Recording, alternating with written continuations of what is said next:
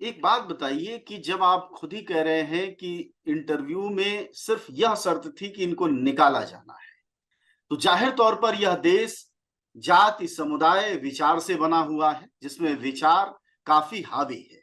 आपके विचार लगातार सरकार को लेकर सवालिया रहे। शिक्षा के निजीकरण का प्रश्न हो, कैंपसों में अपराधीकरण हो या जातीय हिंसा हो, इन तमाम सवालों पर आप प्रखरता से बोलते रहे हैं, लगातार सेमिनारों में अपनी बात उठाते रहे हैं। आपको क्या लगता है कि आपकी नौकरी जाने में इस विचार के पक्ष का भी एक बड़ा रोल है? निश्चित रूप से।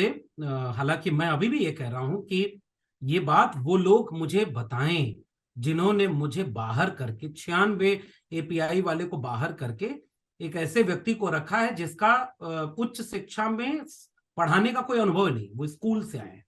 उन्होंने मिनिमम एलिजिबिलिटी पूरी की होगी। और चूंकि इंटरव्यू बोर्ड के पास पूरा अधिकार होता है कि वो एक पन्ने पर लिख दें कि इस पोस्ट पर इनको हमने चुन लिया है, क्यों चुना है, किस आधार पर चुना है, किन खासियतों के चलते चुना है, ये डिस्क्रिप्टिव नहीं होता। और विथ ड्यू प्रोसेस ये करते हैं, इसलिए हम इसको कोर्ट भी नहीं जा सकते। फिर भी मैं इस सब उम्मीदों को तलाश रहा हूं कि क्या, हम कहां से मुझे ये जवाब मिले। और इसलिए मैं ये जवाब आपसे बातचीत में मैं खुद पूछ रहा हूं कि एक बार आप क्लियर बताएं कि आपने मुझे निकाला तो इसकी मूल वजह क्या है। एक बार आप कबूल कर लीजिए ना। मैं फिर से कह रहा हूं, मेरा एकेडमिक परफॉर्मेंस इंडिकेटर में 96, तो इस बेस पे तो आप निकाल नहीं सकते। 14 साल से मैं उस महाविद्यालय में पढ़ा रहा हूं। मैंने 14 बैच के बच्चों को पढ़ाया है।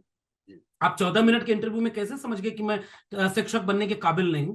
तो फिर वो जो 14 साल पढ़ाया है उनके भविष्य का क्या?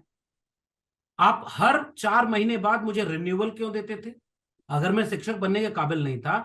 और आपकी शर्तों में, जबकि पहले मैं इंटरव्यू दे के आया हूं, सिलेक्शन कमेटी फेस करके आया हूं, आपकी सारी एलिजिबिलिटी क्राइटेरिया पूरी करके आया हूं, और 14 साल मैंने पीढ़ियों को पढ़ाया है। इसका मतलब क्या है? तो मैं खुद ये बात जानना चाहता हूं अजय जी जी। कि आपके सिलेक्शन प्रोसेस का आधार क्या है। और आप कबूल करिए ना कि आपका आधार पॉलिटिकल है, आपका आधार वैचारिक है। ये मैं क्यों कहूं? और ये मैं जानना चाहता हूं, दिल्ली विश्वविद्यालय के क्या उन प्रोफेसरों का चेहरा इस देश को याद नहीं है जो रोज टीवी पर बैठकर नफरत की बात करते? वो भी तो राजनीति करते। दिल्ली विश्वविद्यालय चूंकि एक ऑटोनोमस बॉडी है, हम सरकारी मुलाजिम नहीं होते, इसलिए हमारे ऊपर वो नियम कायदे लागू नहीं होते कि हम सरकार की आलोचना नहीं कर सकते। हम आलोचना कर सकते हैं, हम अपनी सरकारों से सवाल पूछ सकते हैं, हम अपनी विचारधाराओं को लेकर के काम कर सकते हैं। लेकिन अगर मेरी विचारधारा में, मेरे बाहर के काम में कोई भी गैर संवैधानिक चीज होती तो मैं कब का बाहर कर दिया गया होता।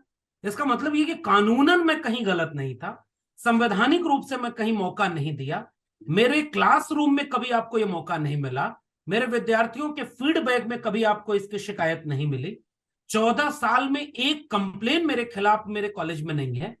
तो मैं भी जानना चाहता हूं कि क्या वजह पॉलिटिकल है? किसने कहा था कि लक्ष्मण यादव को बाहर करो और क्यों बाहर करो? ये सवाल मैं फिर से पूछना चाहता हूं। सिलेक्शन कमेटी बताए, प्रधानमंत्री बताएं, शिक्षा मंत्री बताएं, दिल्ली विश्वविद्यालय का कुलपति बताए कि वो आधार क्या है जिस पर आपने मुझे बाहर किया है। एक ये चीज़ मेरा साफ प्रश्न है जी। बिल्कुल। ये बताएँ कि क्या ये दिल्ली विश्वविद्यालय के प्रोसेस का हिस्सा है कि हर 4 महीने बाद वो रिन्यूअल करते हैं और 14 साल तक पढ़ाने वाले आप जैसे शिक्षक जो इस उम्र में अब वरिष्ठ हो जाते हैं, 14 साल काफ़ी होता है, असिस्टेंट से उनको एसोसिएट या रीडर की तरफ बढ़ जाना चाहिए। ये कितनी बड़ी संख्या में होता है? ज़रा थोड़ा वह सिनेरियो भी बताइए, क्योंकि यह एक देखिए, बड़ा प्रश्न है।